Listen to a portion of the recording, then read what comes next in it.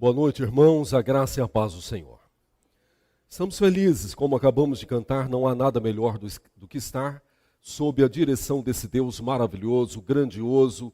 Isso alegra os nossos corações, isso fortalece as nossas vidas, renova a nossa alegria, sustenta a nossa esperança. O apóstolo Paulo nos ensina de forma maravilhosa que essa esperança que é sustentada por esse Cristo que acabamos de cantar, é aquela que fortalece-nos no tempo presente e aponta para a eternidade. Quando ele fala sobre isso, ele nos diz o seguinte: se a nossa esperança se resumisse somente no tempo presente, nós seríamos os mais infelizes dos homens.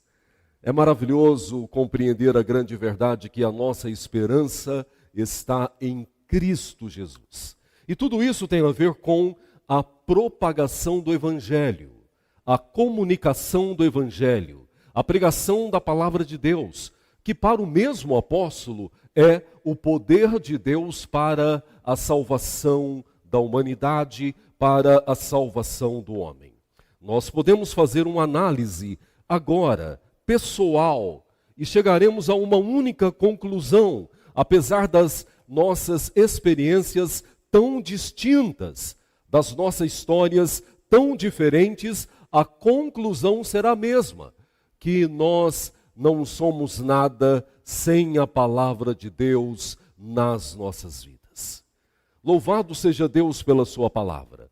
Louvado seja Deus porque o evangelho da salvação nos alcançou, transformou as nossas mentes, os nossos planos, os nossos corações, as nossas volições, as nossas inclinações. E não para por aí. O Evangelho está nos transformando a cada dia, porque ele é o poder de Deus.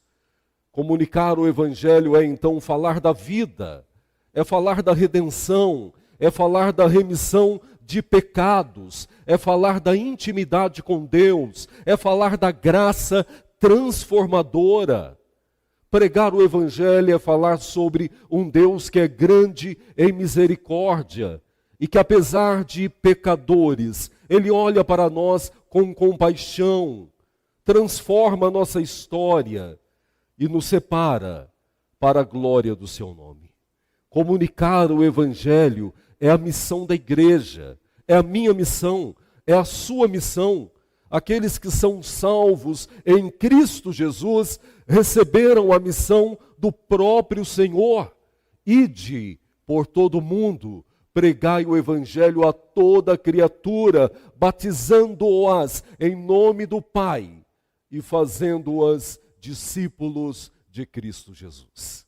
Comunicar o Evangelho é o grande privilégio das nossas vidas. Abra sua Bíblia no Evangelho de João, capítulo 11.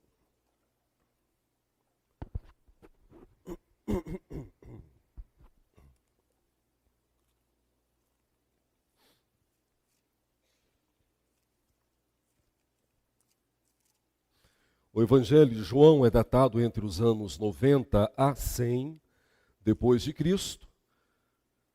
É uma composição do discípulo de Cristo, João, o amigo, o discípulo amado, aquele que reclinou a sua cabeça no peito de Jesus. O Evangelho de João não está entre os sinóticos. Sinóticos são os três primeiros, Mateus, Marcos e Lucas. Sinóticos porque dão o conceito de complementação, de unificação. João está fora desse pressuposto dos sinóticos. Porém, João traz uma ideia maravilhosa e que complementa os três primeiros evangelhos. De forma maravilhosa, João trabalha um Cristo que é Senhor, poderoso, Deus, e é em João que você vai ler várias vezes a expressão eu sou, que nos remete ao Antigo Testamento, o Yahvé, ele se revelando como próprio Deus, mas é em João também que revela a humanidade de Cristo, os relacionamentos tão pessoais de Cristo Jesus, como a transformação da água em vinho num casamento, a relação de Cristo com a mulher de Samaria, a relação de Cristo com as irmãs Marta, Maria e o irmão Lázaro, e muitos outros relacionamentos pessoais, mostrando que esse Deus, que é o Eu Sou, o Criador dos céus e da terra, revestido de toda glória, poder, soberania, é o Deus pessoal, que se relaciona conosco, que nos conhece, que conhece a nossa dor, que habita conosco, que caminha ao nosso lado, na nossa retaguarda, sobre nós, e que vive de forma real nas nossas vidas e entre o povo de Deus. Então, João capítulo 11. E mesmo assentados, reverentemente, convido-vos à leitura alternada do versículo 17 ao versículo 44. João 11, do versículo 17 ao 44. Chegando Jesus, encontrou Lázaro já sepultado. Havia 4 dias.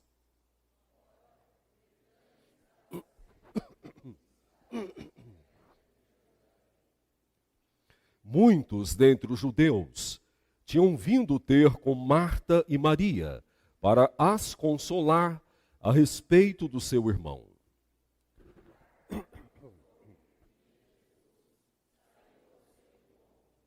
Maria, porém, ficou sentada em casa.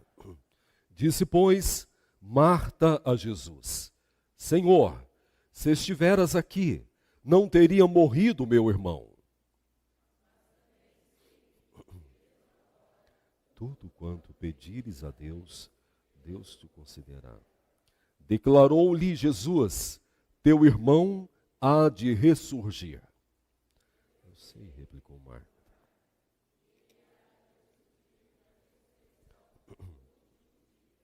Disse-lhe Jesus: eu sou a ressurreição e a vida. Quem crê em mim, ainda que morra, viverá.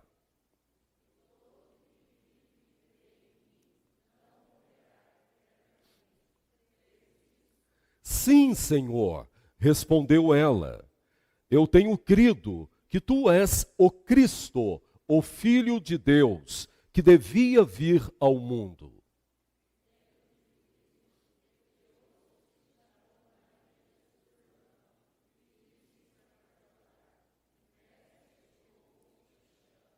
Ela, ouvindo isto, levantou-se depressa e foi ter com Jesus.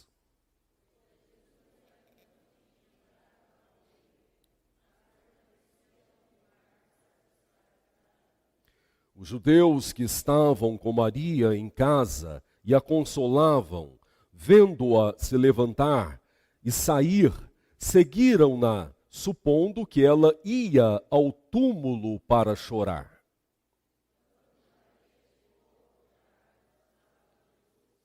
Ao vê-lo, lançou-lhes aos pés, dizendo: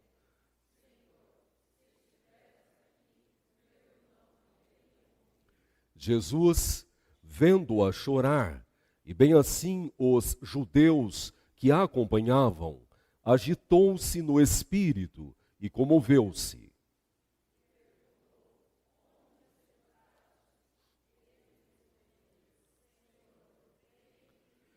Jesus chorou.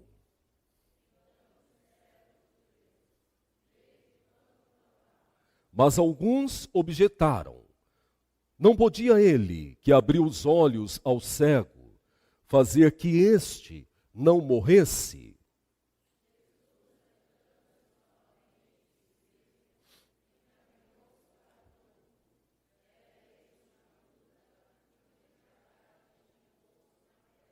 Então ordenou Jesus: tirai a pedra.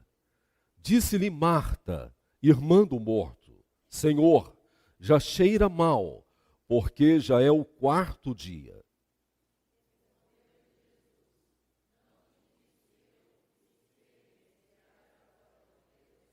Tiraram então a pedra. Jesus, levantando os olhos para o céu, disse: Pai, graças te dou, porque me ouviste.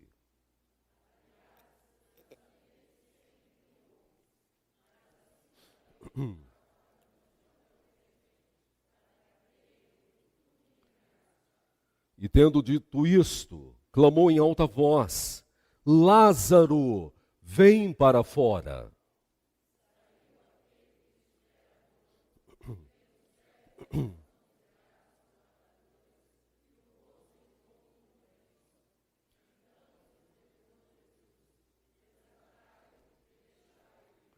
Amém. Palavra do Senhor. Senhor, nós te amamos e somos teus servos, filhos da graça, porque o Evangelho nos alcançou. E o Evangelho é o poder do Senhor. Não há como resisti-lo. Ele toma as nossas vidas. Ele invade o mais profundo do nosso ser e muda tudo aquilo que era pecado, transgressão e que nos afastava do Senhor. E faz com que sejamos inclinados a temer ao Senhor e a viver na tua presença. O teu poder, o Evangelho, a pregação de Cristo, o Verbo encarnado, é a causa da nossa vida, mas não da vida presente apenas, que é orientada, abençoada, sustentada, fortalecida nele, mas principalmente a vida eterna, da qual nós já experimentamos e ansiamos profundamente para o dia em que estaremos vivendo totalmente a santa presença do Senhor. Enquanto isso não acontece, que o teu Evangelho, que o poder da tua palavra continue guiando as nossas vidas, orientando as nossas decisões, exortando os nossos corações e abrindo os nossos olhos e ouvidos para que sejamos sensíveis à direção do Senhor. Fala conosco agora. Inclina os nossos corações, a nossa atenção, a totalidade do nosso ser, para que ouçamos somente a sua voz. É a oração que fazemos, em nome de Jesus. Amém.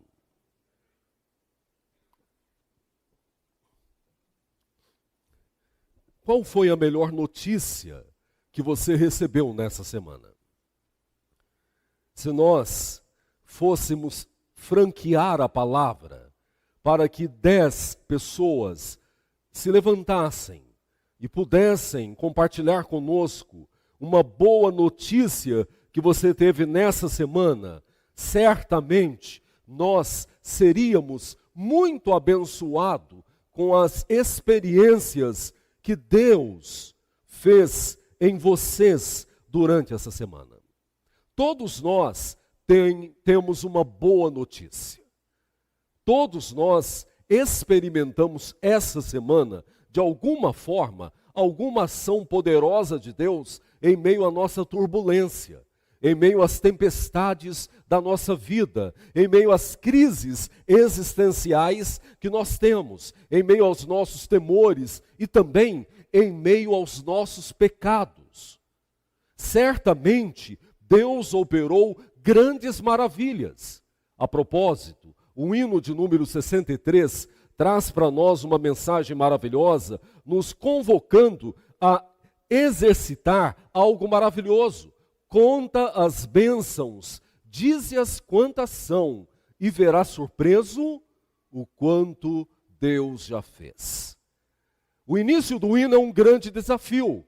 Se da vida as vagas procelosas são, se com desalento, com desânimo, você está julgando, tudo é vão, não vale a pena mais correr, não vale a pena lutar pela família, não vale a pena lutar pelo trabalho, desanimei, não tenho mais motivação da vida. Esse é o início do hino. Mas o grande ensino vem em seguida, conta as bênçãos. E você vai ver surpreso o quanto Deus fez para a sua vida. Evangelho são as boas novas. Se nós queremos um sinônimo claro, compreensível para qualquer pessoa, o Evangelho são as boas novas. O que são as boas novas? Lucas, capítulo 2, nos revela algo maravilhoso. Os pastores estavam no campo e de repente viram a glória de Deus representada nos emissários de Deus. Ficaram temerosos, foram tomados pelo medo, pelo pavor, porque compreendiam historicamente que ninguém diante da glória de Deus poderia sair vivo.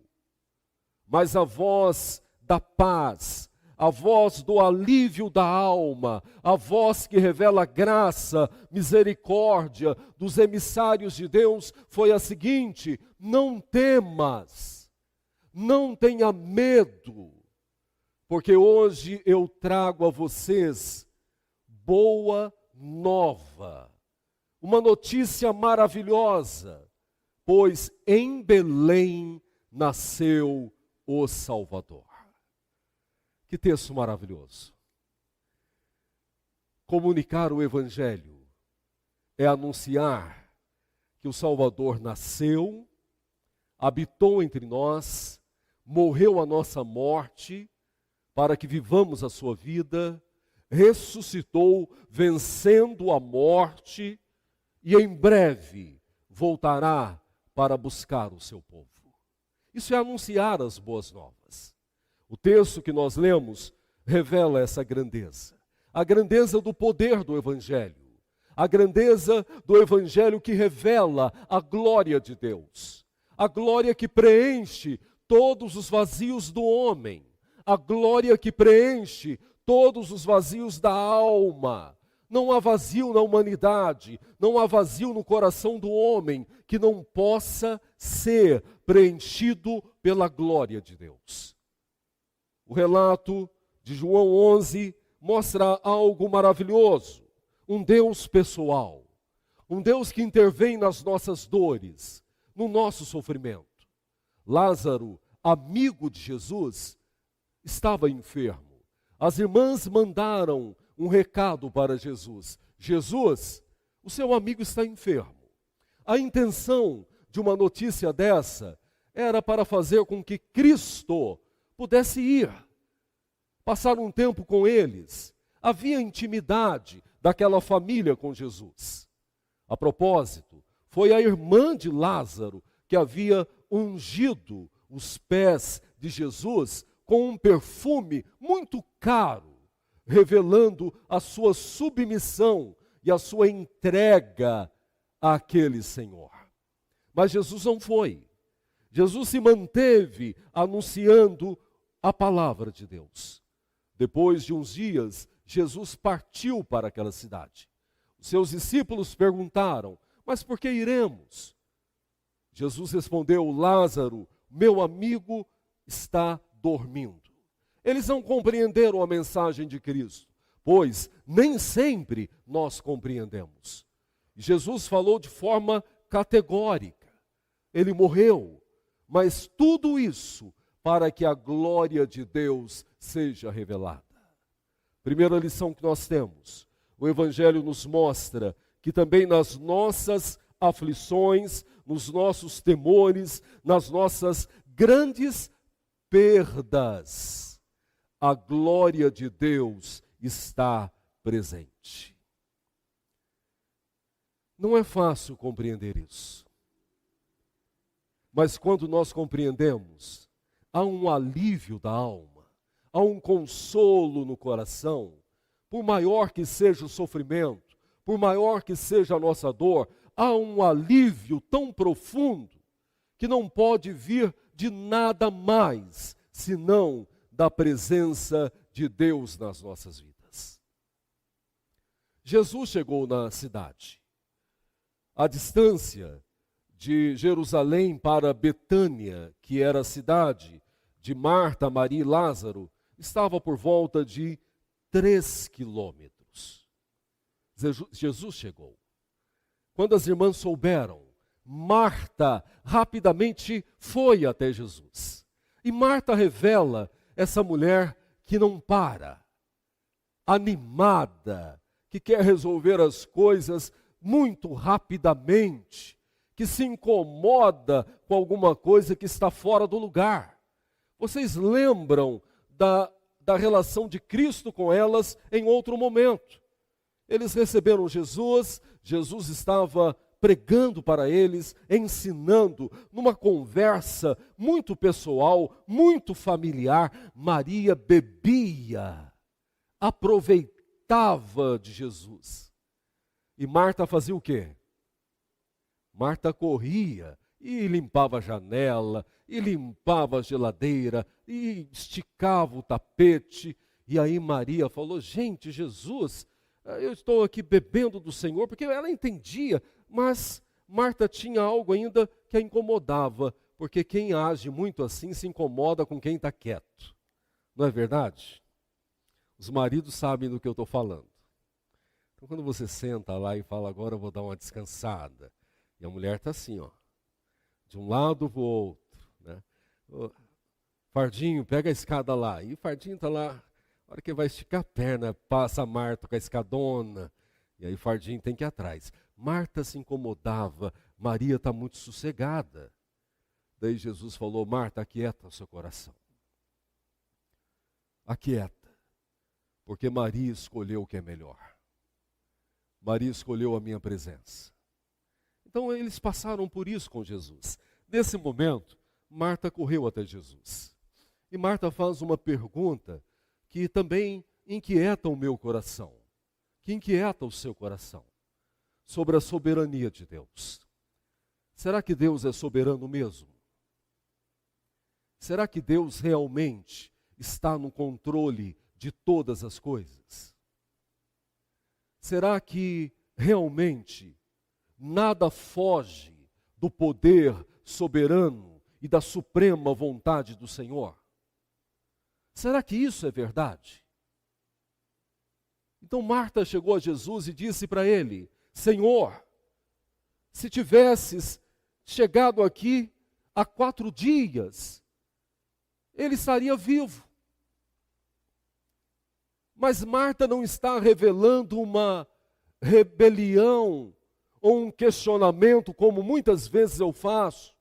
Por que, Senhor? Eu sou teu servo, eu oro, eu leio a Bíblia, eu participo das obras missionárias, por que comigo? E muitas vezes nós somos tão regados ao nosso orgulho e à nossa falta de empatia, que nós dizemos ainda: Senhor, eu sou tão bom, tem tanta gente ruim, tem tanta gente má, e o Senhor vai provar a minha vida. Não foi isso que Marta fez.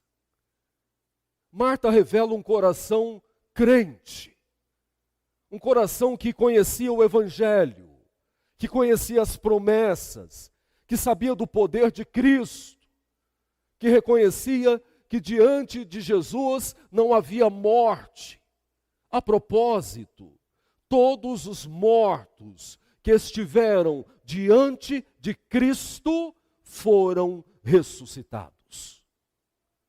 Sabem por quê? Porque Ele é a vida. Ele não tem a vida. A vida não reside nele. Ele é a própria vida. Então Marta sabia disso. Senhor, se o Senhor estivesse aqui, meu irmão não teria morrido. Veja em seguida a declaração de Marta, que revela algo ainda maravilhoso. Versículo 25, leiam por favor.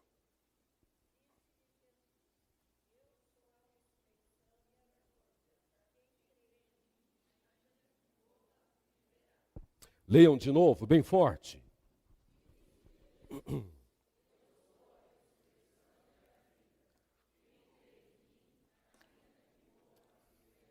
Amém. Depois da declaração de Marta, Jesus disse para ela: Marta, eu sou a ressurreição. Olha que confissão maravilhosa. Você sabe por que o crente não teme a morte? Porque Cristo é a nossa vida e Cristo é a nossa ressurreição. É por isso que não tememos a morte. Dizer que nós gostamos dela é outra questão. Nós não gostamos. Dizer que nós estamos preparados para ela, nós não estamos. Dizer que nós ficamos felizes quando nós nos encontramos com ela, nós não ficamos. Quando perdemos alguém, você sabe a dor que nós sentimos.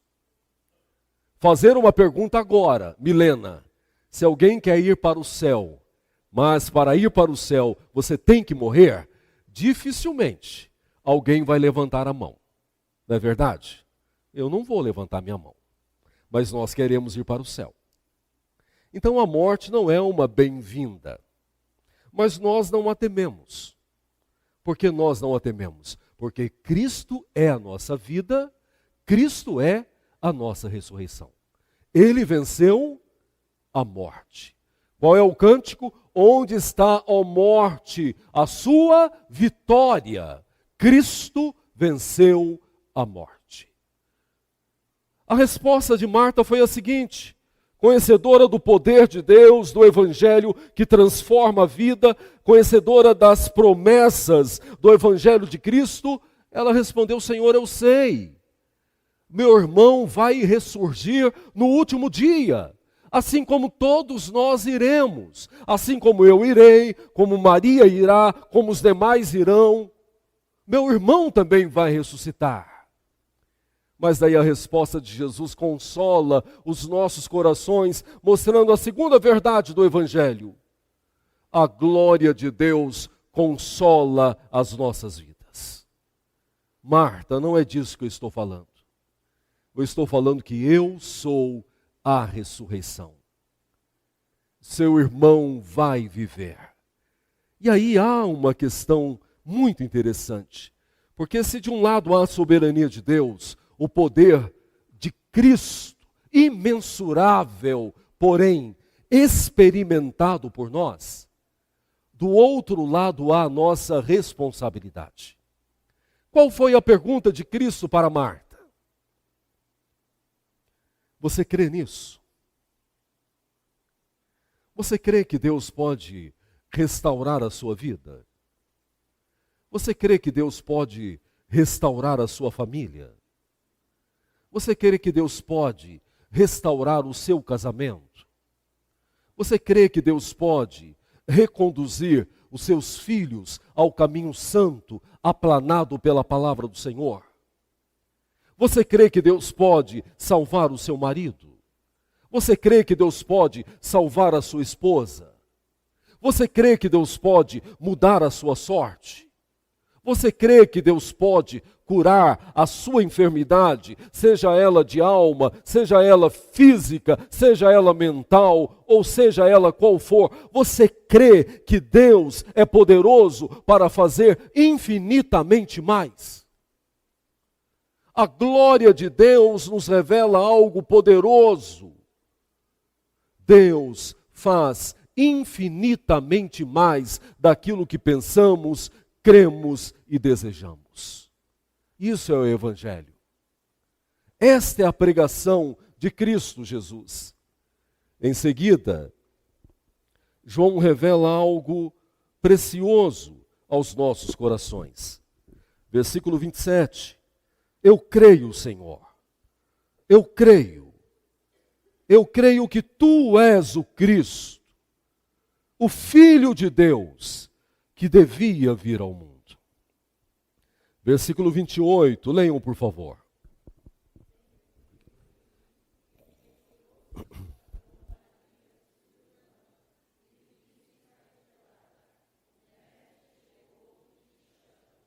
Amém. Tem outra particularidade ao Evangelho. Quem o recebe não se contenta em ficar com ele. Isso é uma grande lição para as nossas vidas. Ao mesmo tempo, é uma grande exortação para mim. Sabe por quê? Logo no começo eu perguntei para vocês qual é a sua grande notícia dessa semana. Talvez você vai falar que o seu time preferido ganhou. Talvez você vai falar que recebeu uma promoção no emprego. Talvez vai falar que o seu filho, sua filha, tirou nota A ou nota máxima numa prova tão importante. Ou talvez você vai falar que conseguiu perdoar alguém que te machucou muito. Enfim, nós temos muitas boas notícias. Mas é uma exortação, sabe por quê? Porque nem sempre eu falo do amor de Deus em Cristo com a mesma alegria e entusiasmo que eu falo da minha promoção no meu emprego, que eu falo do meu time do coração, que eu falo da nota A do meu filho, ou que eu falo de qualquer outra conquista que eu tive ou que a minha família teve. Quero uma exortação ainda mais severa? Em muitos momentos, eu me presto a falar de alguém, a falar mal de alguém, e pratico isso continuamente, enquanto os meus lábios deveriam ser utilizados para propagar o Evangelho de Cristo Jesus, a redenção de Deus para a humanidade. Quer mais? Em muitos momentos, eu sou um crente que vive uma vida de reclamações. Nada está bom para mim, tudo que acontece eu reclamo, não vejo beleza em nada, o mundo virou cinza para mim. E convivo com as pessoas que precisam ouvir uma palavra de transformação, de ânimo, de alegria, de esperança. E como eu preguei hoje de manhã, eu deixo de ser o sal da terra em vidas que estão áridas, sedentas da graça, sedentas de Cristo.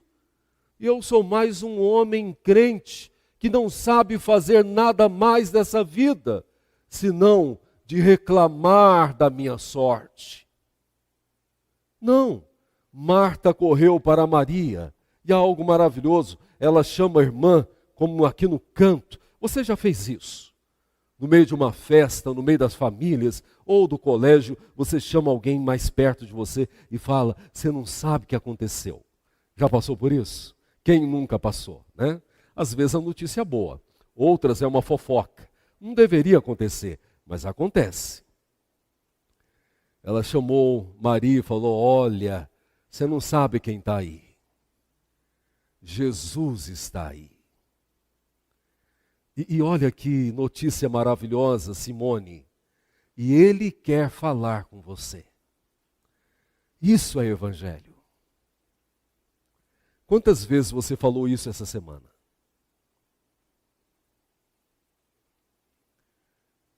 Quantas vezes você chegou para alguém essa semana e disse para ele, Jesus está aqui e Ele quer falar com você? Nós falamos tantas coisas. Nós damos tantas notícias, algumas ruins e outras boas. Mas a melhor notícia nós temos negado em muitos momentos da nossa vida. Maria ouviu aquilo. E já é um consolo para nós. Saber que Jesus está aqui. E quando eu falo aqui, não é aqui no templo, não. Ele está em nós, Ele está do seu lado. Ele está nas suas lágrimas. Às vezes elas nem caem, mas Jesus está aí. E ouvir isso é maravilhoso. Ela levantou e foi ter com Jesus. E há algo muito interessante. Aquelas irmãs já haviam conversado sobre isso, possivelmente. Porque Maria repete as palavras de Marta. Senhor, lançada aos pés dele, prostradas aos pés de Jesus. Senhor, se estivesseis aqui, meu irmão não teria morrido. Que confiança verdadeira, maravilhosa. E aí os judeus chegam, porque eles vieram preocupados, como nós nos preocupamos quando alguém passa por isso. Eles correram atrás de Maria, Maria saiu desenfreada, porque quando nós ouvimos a melhor notícia das nossas vidas, nós queremos correr para abraçá-la. E foi isso que ela fez. Os judeus vieram correndo, os amigos correndo atrás dela, porque eles pensaram que ela iria para o túmulo chorar a morte do irmão. Daí se encontraram com a boa notícia, se encontraram com Jesus e choraram ali. E aí entra o Deus pessoal, o Deus que sente a sua dor, André, o Deus que conhece as nossas lágrimas, Daniel, o Deus que conhece o nosso terror, o nosso pavor, o Deus que te conhece em secreto, lá no seu quarto, ou no banheiro quando você toma banho e o coração está amargurado e lágrimas misturando com a água. É esse Senhor pessoal. Aí o coração dele enche de dor também, porque ele sente a nossa dor. E aí isso é bom saber que um Deus é tão pessoal que conhece você pelo nome, que conhece os seus dias. Salmo 139, antes que a palavra saia da minha boca, o Senhor a conhece todas. E mesmo que eu quisesse fugir do Senhor, como muitas vezes eu quero, eu não consigo. Porque se eu pego um avião e saio voando para o mais longe possível, o Senhor estará lá e vai dizer: vem, meu filho amado. Mas se eu pego um submarino mais poderoso que existe, que consiga ir nos mais profundos dos mares, até lá sua mão guiará a minha vida. Esse é o Deus pessoal que você serve, que caminha com você, que quando você acorda cedo, e muitas vezes desanimado, sem alento, Ele está ali contigo, que pega o ônibus contigo, que pega o Uber contigo, que entra no seu carro, que vai para o seu trabalho. Esse é o Deus de João. Mas veja como o texto caminha para o final, revelando o poder de Deus, a glória de Deus na comunicação do Santo Evangelho. Versículo 34. Leiam, por favor.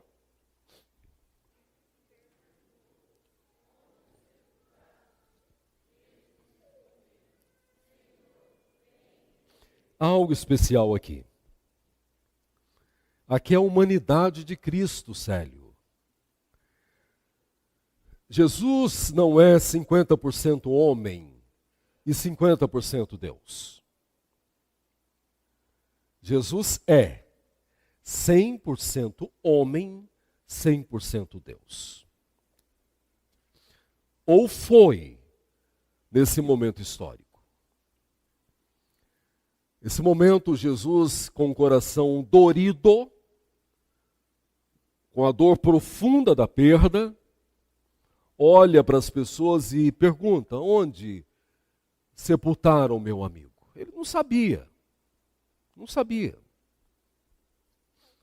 E aí apontaram para ele. Ali. E sabe quando você se depara com a situação triste? Porque enquanto ela está vindo, o coração fica temeroso, você imagina as proporções das dores. Mas quando você olha para a situação realizada, e que você chega a uma conclusão lógica, agora não tem mais jeito. Foi isso que Jesus viu naquele momento. Até então, estava no diálogo. Mas agora não. Ele está sepultado ali. E aí Jesus olha, e aí entra o menor versículo da Bíblia. Jesus chorou. Agora, chorou por quê? Já pararam para pensar? Sim, ele sente a dor, homem, amigo de Lázaro. Sentiu a dor das irmãs, mas tem algo mais profundo. Jesus chora, porque ele percebe o quanto o pecado tem afastado a humanidade da graça de Deus. O preço alto do pecado, revelado pela própria palavra, o salário do pecado é a morte. Ele chora, porque o pecado causa uma separação tão grande, tão distante, que não permite o homem a experimentar as grandezas da glória de Deus. Essa é a causa principal do choro de Cristo. A dor de Cristo é revelada na cruz do Calvário, quando Isaías, aproximadamente 700 anos antes, havia previsto dizendo: e ele levou sobre si as nossas dores, as nossas enfermidades tomou sobre si. E na cruz, o clamor dele foi: Senhor, Deus meu, por que me desamparaste? Essa é a dor. O desamparo de Cristo na cruz do Calvário é o desamparo de Deus diante do pecado. Ele não teve nenhum pecado, santo, puro, o Cordeiro Santo de Deus, mas sobre ele estava o seu pecado. Os meus pecados estavam sobre ele. Mas como Isaías havia falado, porém, pelas suas pisaduras, nós fomos sarados. Louvado seja Deus. Jesus chora ao ver o preço do pecado do homem, da humanidade. E aí então algumas pessoas disseram: veja como amava. Ele amava verdadeiramente, mas sempre, no meio do povo, tem uns usado pelo diabo. Não tem jeito. Sempre tem um que critica, sempre tem um que reclama, sempre tem um que fala: mas podia ser diferente. Sempre tem. Já ouviram aquela expressão popular? Não é bíblica. Popular. Que nem Jesus agradou a todos. Já ouviu? Até porque ele não se preocupava com isso. Né? Se tem uma coisa que ele não se preocupava, é agradar as pessoas. E aí, alguns no meio daquele povo começaram a falar: ele não abriu os olhos do cego? Por que ele não curou esse rapaz então? Ele não é o bom? Não é ele que tem poder? Em funeral tem essas pessoas também, né? Você vê ali as pessoas reunidas, tem alguns chorando, alguns consolando, e no canto sempre tem um grupinho que está falando mal. Sempre tem. Ou da reflexão que o pastor está falando, ou da pessoa que está morta, né? Sempre tem um grupo que fala o que não deve falar. Mais um chamado aí, viu, Letícia? Para você não, mas para aqueles que não participam dos grupos familiares. Nós estamos estudando Tiago. Tá? Se você não participa, procure um, como é o slogan, procure um para chamar de seu, né, Shirley? Estamos estudando Tiago, e Tiago fala: olha, controla a sua língua. Porque se você não controla a sua língua, a sua religião é vã. E você está enganando a você mesmo. Então, se você não participa, procure um grupo e você será muito abençoado, como nós estamos sendo, pelas exortações de Tiago na sua carta. Mas há algo final nesse texto que nós precisamos entender. Vejam o que acontece a partir daí. Versículo 39. Então ordenou Jesus: tirai a pedra. Disse-lhe Marta, irmã do morto: Senhor, já cheira mal, porque já é de 4 dias. 40, leiam por favor.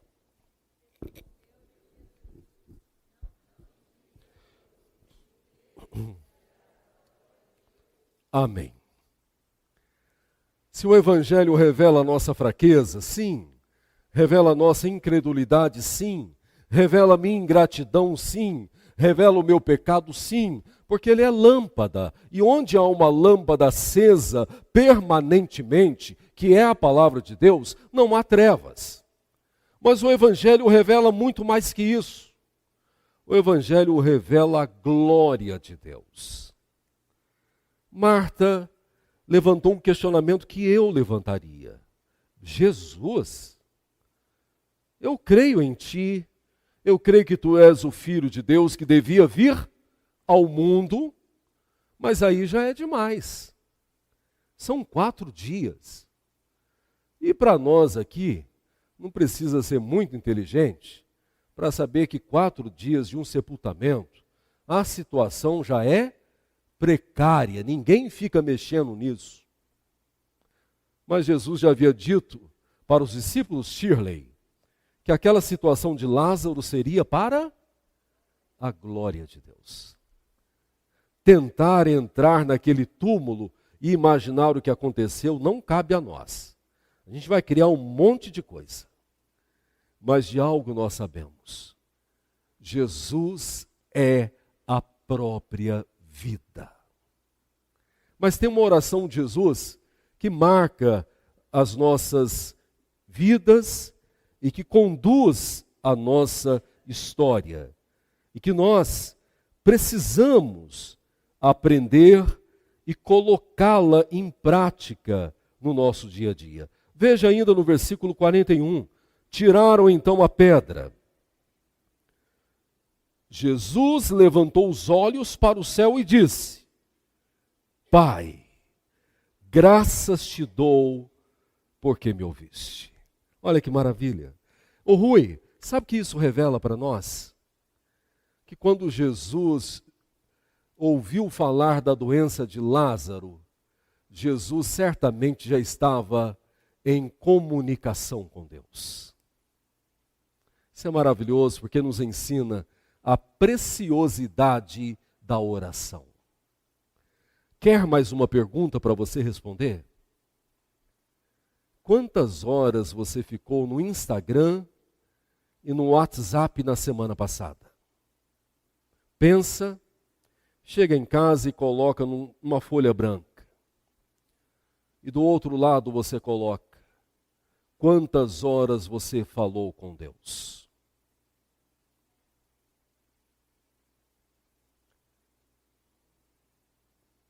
Eu quero vitória, eu quero sucesso, mas eu tenho falado com Ele?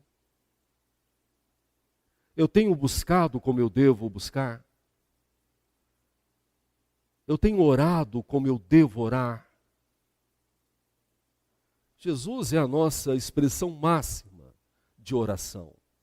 Quer um exemplo de oração? Não olha para mim não, porque eu estou aprendendo com Ele. Olha para Jesus. Ele é o seu exemplo de oração. Ele orava em todo o tempo. Nós perdemos tempo com tanta coisa. E com aquilo que eu preciso. Porque as lutas são grandes. Eu invisto pouco tempo. Porque oração não é gastar, não. Oração é investimento. Quer fazer um investimento bom? Invista em falar com Deus.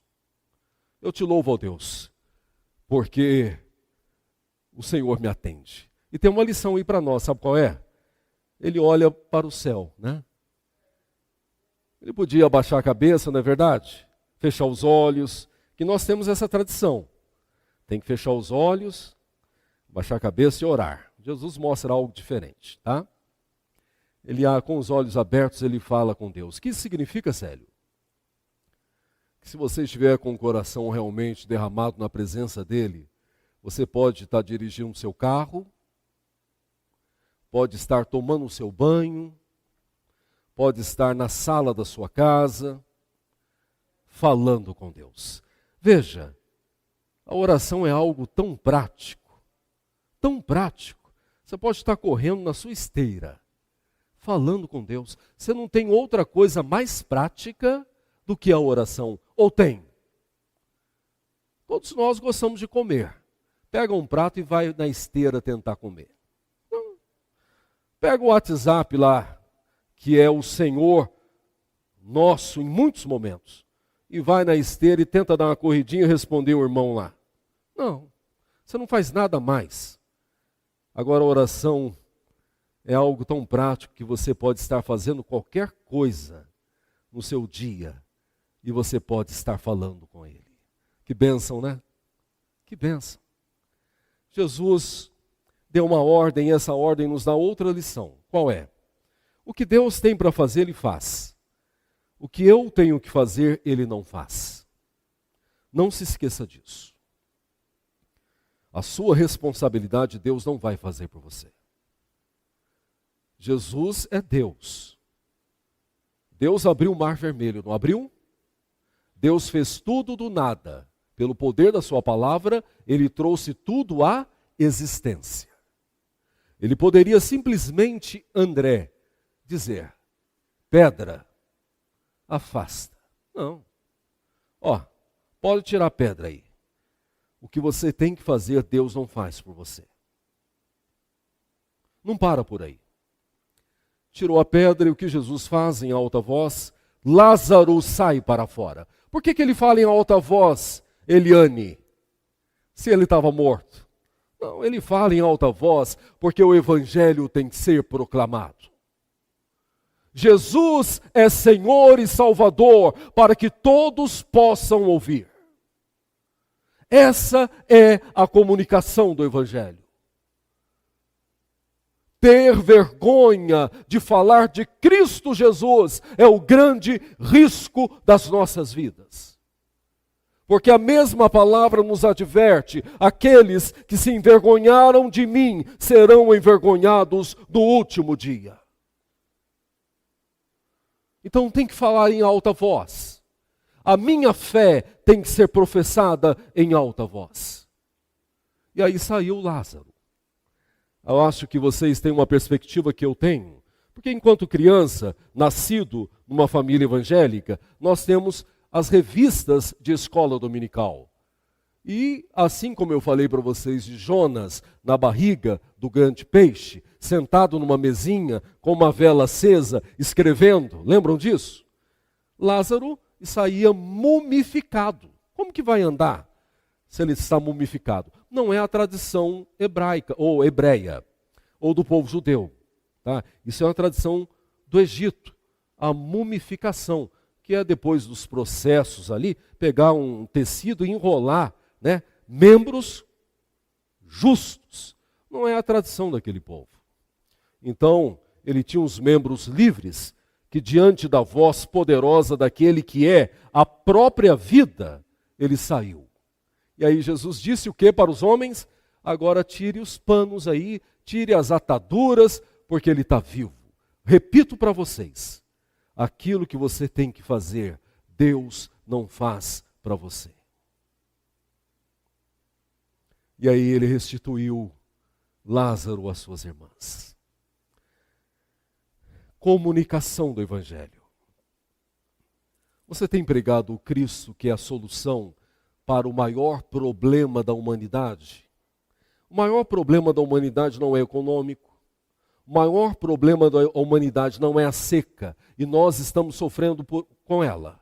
E muito, muito. Falei com um irmão ali no corredor que trabalha na área da saúde. E ele falou, pastor, a área da saúde está sofrendo. Com a ausência da água, imagine você a situação dentro das clínicas e dos hospitais. Nós estamos sofrendo.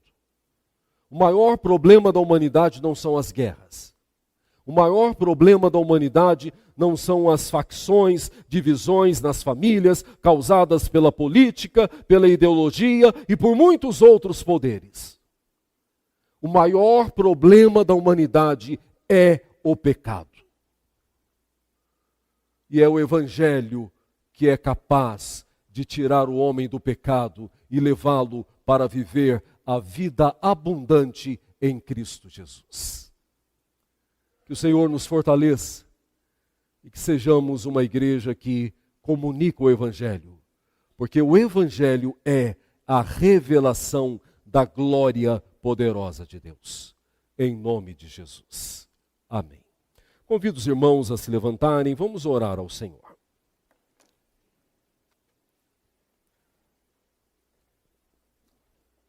Obrigado, ó Pai. Obrigado porque o Evangelho nos alcançou.